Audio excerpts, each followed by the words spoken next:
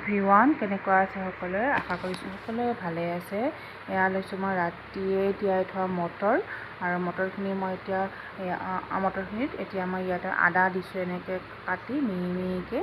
তাৰপিছত দিম ইয়াতে নহৰু আৰু জলকীয়া, আৰু দিম নিমখ। তাৰপিছত যিমান পাৰে সিমান মিহিকৈ পিচি লৈছোঁ। তাৰপিছত এখন পেনত অকণমান তেল দিছোঁ, আৰু বেছি তেল নিদিব। তাৰপিছত মটৰখিনি দি দিছোঁ, আৰু মটৰখিনি দি পেলাই ইয়াতে দিম জিৰা গুড়ি আৰু ধনিয়া গুড়ি, আৰু বেলেগ কিবাকিবি মছলা দিব পাৰে, চাট মছলা, গৰম মছলা মানে গুড়ি, তাৰপিছত জলকীয়া গুড়ি। মই একো দিয়া নাই, চিম্পলভাৱে মানে বনাইছোঁ। এইখিনি ভাজি ল'ম।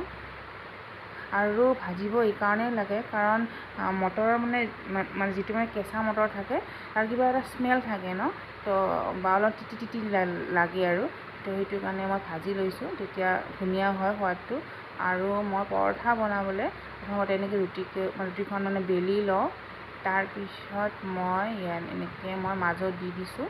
তাৰপিছত চাৰিওফালৰ পৰা মুখখন বন্ধ কৰি লৈ আকৌ মানে বেলি দিম।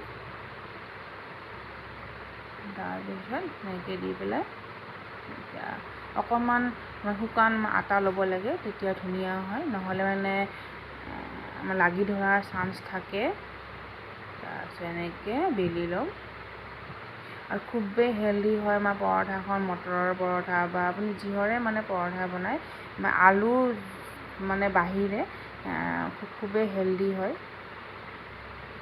তেনেকৈ মই ঘিৰে বনাওঁ, আপোনালোকে জানে যোনে মোৰ ভিডিঅ' চাই, মই যি বনাওঁ মানে পৰঠা চৰঠাবিলাক ঘিৰে বনাওঁ। ৰিফাইন আমি বেছি ইউজ নকৰোঁ। তেনেকৈ ঘি দি দিছোঁ, আৰু এনেকৈ আৰু এবাৰ মই পাল্টি কৰি দি এইবাৰ মানে সেইটো ছাইডত ঘি দি দিম। আৰু জেনেৰেলি মানে মটৰটো মই ঘুগনি বা সেনেকৈ খোৱা যায় ন, কিন্তু মানে এনেকৈ মানে হেৰি কৰি পেলাই মানে পৰঠা বনাই পেলাই খুব মানে কমেই খোৱা হয়। তো খাই চাবচোন এবাৰ, খুবেই ভাল লাগিছে খাই। আৰু মই এনেকৈ ৰুটিখন তেতিয়া মানে ফুলি আহে, খুব ভাল লাগে, ছাকচেছ যেন লাগে, আৰু মানে ৰুটিখন ভাল হৈছে এনেকুৱা লাগে। আৰু চাওক কি ধুনীয়াকৈ ফুলি আহিছে। আৰু মই চাহেৰে খাইছোঁ, আপোনালোকে যিহেৰে খাই ভাল পায় সেয়েৰে খাব। আৰু স্কুল টিফিনত দিব পাৰে, স্কুলত। চাওক কি ধুনীয়া হৈ চাৰিওফালে লাগিছে। আৰু এখন দেখাইছোঁ, চাওক।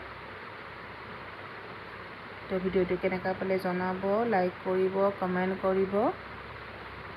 তো ঠিক আছে, সকলোৱে ভালে থাকক, বাই বাই।